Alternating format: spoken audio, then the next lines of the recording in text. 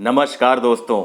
शास्त्रों में नवरात्रि व्रत पारण के लिए नवमी तिथि को समापन या दशमी तिथि को उत्तम माना गया है। माँ दुर्गा की नवरात्रि का समापन अष्टमी या नवमी तिथि को किया जाता है।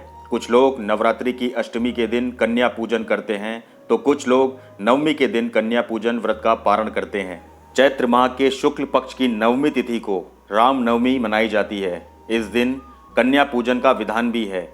मान्यता है कि इस दिन राम जी का जन्म हुआ था और राम जी का जन्म उत्सव देश भर में धूमधाम से मनाया जाता है।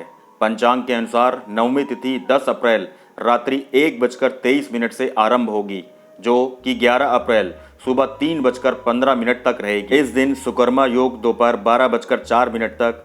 इसके अलावा इस दिन रवि पुण्य योग, रवि योग और सर्वार्थ सिद्ध योग पूरे दिन है। ऐसे में इस दिन सुबह से ही कन्या पूजन किया जा सकता है। नवमी के दिन सूर्योदय से पहले उठकर स्नान कर लें और साफ वस्त्र धारण करें। इसके बाद नवमी के दिन माँ दुर्गा के 9वें रूप माँ सिद्धिदात्री की पूजा करें। इसके बाद माँ को फूल, पान, सुपारी, अक्षत और सिंदूर अर्पित करें और हवन करने के बाद कन्या पूजन करें।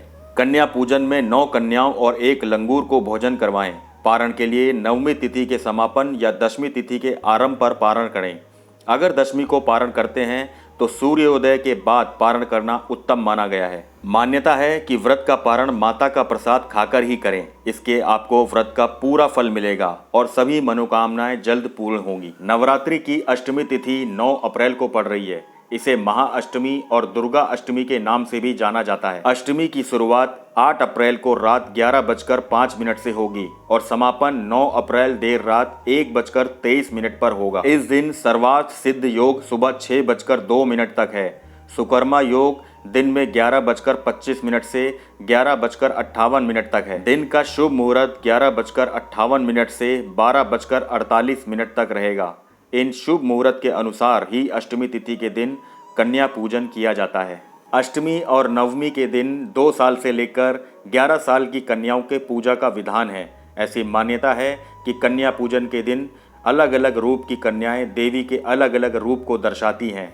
कन्या पूजन के समय जब कन्या घर पर पधारती हैं तो स्वागत करते हुए उनके चरण धोएं और उन्हें उचित स्थान पर बैठाएं। इसके बाद कन्याओं के माथे पर अक्षत और कुमकुम लगाएं। उनकी पूजा करते हुए माँ दुर्गा का ध्यान करें और उन्हें इच्छा अनुसार भोजन करवाएं। भोजन के बाद कन्याओं को अपने सामर्थ्य के हिसाब से दक्षिणा या उपहार दें और पैर छूकर आशीर्वाद लें और उन्हें विदा करें। जय माता रानी की।